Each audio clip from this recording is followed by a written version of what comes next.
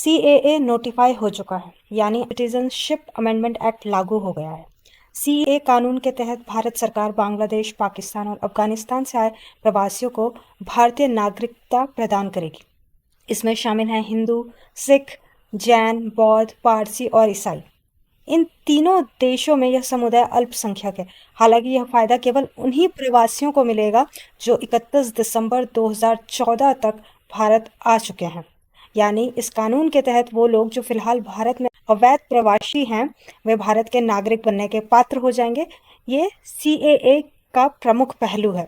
अब सीएए लाकर सरकार कहना चाह रही है कि वो अब 6 धर्म के लोगों के पुनर्वास और उनकी नागरिकता के संबंध में जो कानूनी बाधाएं हैं उनको दूर करेगी, उन्हें सम्मानजनक जीवन देगी और उनकी सांस्कृतिक, भाषिक और सामाजिक पहचान की रक्षा करेगी। उनके आर्थिक, व्यावसायिक, फ्री मूवमेंट, संपत्ति खरीदने और उनके अधिकारों को सुनिश्चित करेगी, जो भारत के हर नागरिक को उसके मूल अधिकार के रूप में प्राप्त है। इस कानून के पास होने के बाद बिल में शामिल 6 समुदायों हिंदू, सिख, जैन, बौद्ध, पारसी और ईसाई पर अवैध प्रवास को लेकर अगर कोई कानूनी कार्रवाई चल रही है तो वो अब समाप्त हो जाएगी।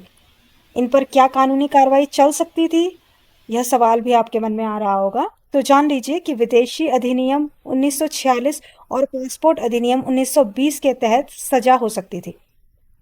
नागरिकता संशोधन बिल भारत की संसद में पहली बार 2016 में लाया गया था। लोकसभा में पास होने के बाद यह राज्यसभा में अटक गया। 2019 में चुनाव हुआ और फिर से मोदी सरकार बनी। दिसंबर 2019 में लोकसभा में दोबारा यह बिल पेश हुआ, फिर लोकसभा और राज्यसभा दोनों में यह बिल पास हो गया और 10 जनवरी 2020 को जब राष्ट्रपति ने इस बिल को मंजूरी दी तो सिटीजनशिप अमेंडमेंट बिल, जिसे कैब यानी सीएबी कहते थे, वो अब सीएए यानी सिटीजनशिप अमेंडमेंट एक्ट बन गया। 10 जनवरी 2020 को जो ये एक्ट बना था वो 11 मार्च से लागू हो गया, यानी इसकी प्रभावशीलता शुरू हो जाएगी। इस एक्ट के प्रभाव में जो लोग विस्थापित हैं उन्हें नागरिकता मिलने लग जाएगी। सीएए कानून को जब राष्ट्रपति की मंजूरी मिली थी 2020 में, उस दौरान इसका काफी विरोध हुआ था। कई जगहों पर इन विरोधों ने हिंसक रूप ले लिया था। अब आचार संहिता की घोषणा होने से 2 दिन पहले ही इस तरह की सूचना आना क्या भारत में फिर से अशांति का दौर लेकर आएगा? क्या इसके चलते भारत के इलेक्शन प्रभावित होंगे? ऐसे कई सवाल आपके मन में होंगे। इन सभी के बारे में हम आगे बात करेंगे। वैसे तो सिटीजनशिप अमेंडमेंट एक्ट के लागू होते ही करीब शाम 6:30 बजे के बाद ही देश की कई जगहों पर सिक्योरिटी टाइट कर दी गई। सरकार ने लगभग 51 पेजों का एक नोटिफिकेशन जारी किया है, जिसमें एक्ट से जुड़ी सारी की सारी बातें मौजूद हैं। इसमें नागरिकता प्राप्त करने के लिए एप्लीकेशन भी दिया गया है। आपको पता ही होगा कि बीजेपी के चुनावी मैनिफेस्टो में सिटीजनशिप अमेंडमेंट एक्ट था, जो अब इस नोटिफिकेशन के बाद पूरा हो गया है। चलिए अब समझते हैं कि आखिर विरोध क्यों हो रहा था और आगे क्यों हो सकता है सीएए का। कुछ एक विदेशी मीडिया जैसे अल जजीरा ने इसे एंटी मुस्लिम एक्ट कह दिया है, तो आखिर क्यों कहा है? समझने वाली बात यह है कि सीएए के विरोध का एक आधार तो यह है कि पाकिस्तान, अफगानिस्तान या फिर बांग्लादेश से जो मुसलमान भारत आए हैं उन्हें नागरिकता देने की बात इसमें क्यों नहीं की गई है। कहा जा रहा है कि देश में रूल ऑफ लॉ के अंतर्गत इक्वालिटी बिफोर लॉ इससे बाधित होती है। ये कानून धर्मों के बीच भेदभाव करता है, ऐसा भी कहा जा रहा है। बिल के कुछ समर्थकों का कहना है कि इसमें हिंदुओं को भी शामिल नहीं किया गया है। श्रीलंका के तमिल हिंदू उसमें शामिल नहीं है, यानी समर्थक और विरोधक दोनों तरफों से दलीलें आ रही हैं। अब आप सोच रहे होंगे कि इसमें सरकार का क्या मत है। तो सरकार के अनुसार आखिर ये लोग आए ही क्यों हैं? तीनों देश जो मुस्लिम हैं और दम भी भरते हैं कि वो सफल देश हैं, भारत से किसी न किसी प्रकार से कंपटीशन भी करते हैं, ये लोग अपने देश में क्यों नहीं रहे? अपने देश में रहने में इनको क्या समस्या थी? असल में जब बांग्लादेश एक कंट्री बना तब भी बांग्लादेशी मुसलमान भारत में आते रहे। तब से यह सिलसिला अब तक बदस्तूर जारी है। आज के समय में भारत के लिए रोहिंग्या और बांग्लादेशी विस्थापित लोग एक बड़ी समस्या बन गए हैं। यही कारण है कि पश्चिम बंगाल और नॉर्थ ईस्ट की पॉलिटिक्स में इन माइग्रेंट का मुद्दा बहुत बड़ा माना जाता है, क्योंकि बड़ी संख्या में 1971 के बाद भी बांग्लादेशी रोहिंग्या भारत के विभिन्न कोनों में आकर बस रहे हैं। ऐसी स्थिति में भारत की डेमोग्राफी बदली और जो इलेक्टोरल पॉलिटिक्स है जिसमें चुनाव होते हैं और वोट की प्रक्रिया के माध्यम से नेता चुनकर आते हैं, तो कहा जाने लगा कि विस्थापितों ने, जो माइग्रेंट्स हैं, उन्होंने अपने हितों को देखते हुए अपने हित की रक्षा करने वाली राजनीतिक पार्टियों को चुनाव जितवाया और भारत के मूल निवासियों के हितों को संरक्षित करने वाली राजनीतिक पार्टियों को अवसर नहीं मिला। यही कारण है कि पूर्वोत्तर और पश्चिम बंगाल में यह विषय राजनीति का बहुत बड़ा मुद्दा बन गया है।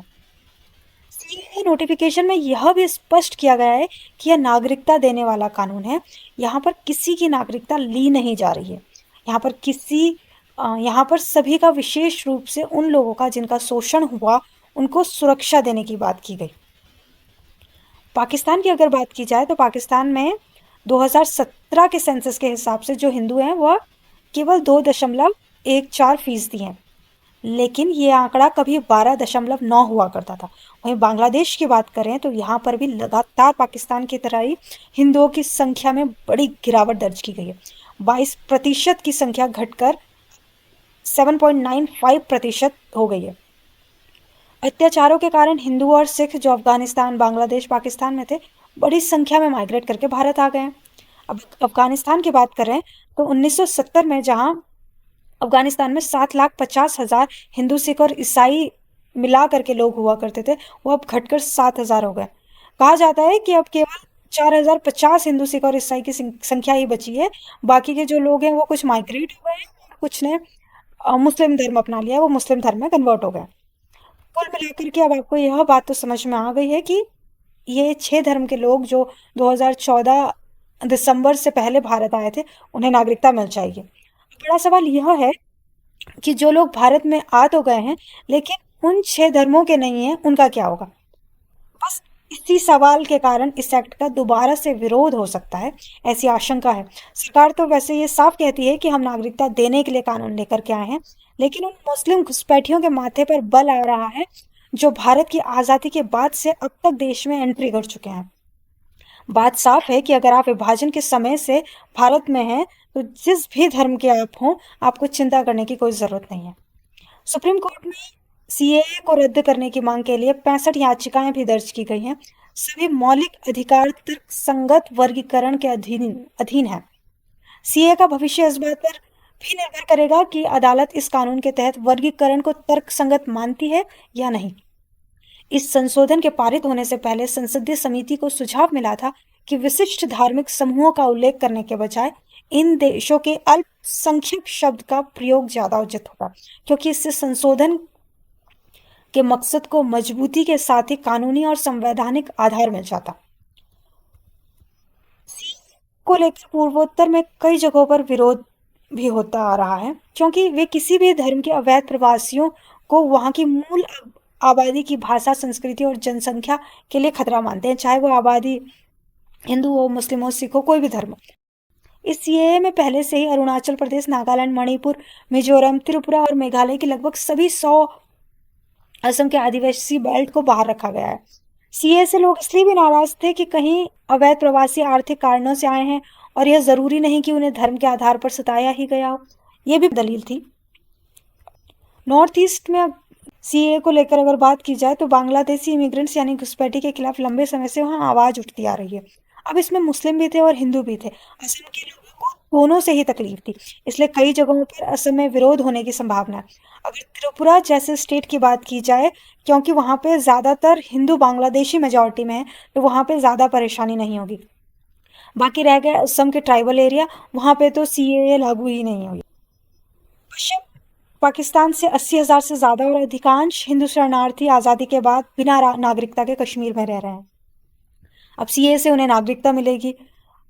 बहुत सारे लोगों में सीए के नोटिफाई होने की बात सुनने के बाद से उत्साह भी है। वो ऐसे ही हिंदू शरणार्थी हैं जो भारत में रह रहे हैं, लेकिन उन्हें मूल अधिकार अब तक नहीं मिले हैं। वो बम फोड़ करके अपनी खुशी, नाच करके अपनी खुशी जाहिर कर रहे हैं। जहाँ तक बात की जाए लोकसभा चुनाव की, तो सीए से इसमें बहुत बड़ा इम्पैक्ट नहीं पड़ेगा। हाँ, कई जगहों पर कुछ ऑर्गेनाइजेशन और कुछ पॉलिटिकल पार्टीज विरोध जरूर करेंगी, लेकिन जहां तक कि चुनाव की बात आती है, वहां पे लोग सिर्फ सीएए को एक वजह मानकर वोट नहीं करेंगे। सीए के संसद में पास होने के बाद दिसंबर 2019 में ही देश के कई हिस्सों में इसके खिलाफ प्रदर्शन हुए थे। दिल्ली के शाहीन बाग में स्थानीय लोगों ने, खास तौर पर महिलाओं ने 2 महीने से ज्यादा समय तक विरोध प्रदर्शन किया था। हालांकि वो प्रदर्शन सीए के साथ साथ एनआरसी यानी नेशनल रजिस्टर ऑफ सिटीजनशिप पर भी था। सीए आ गया है, लेकिन एनआरसी का क्या स्टेटस है, इस पर अभी तक कोई अपडेट नहीं है। अभी तक जो एनआरसी के रूल्स, रेगुलेशंस, फ्रेमवर्क्स क्या होंगे, इसके बारे में कोई क्लैरिटी नहीं है कि होगी, वो चाहे हिंदू हो, मुस्लिम हो, बुद्धिस्ट हो या क्रिश्चियन हो।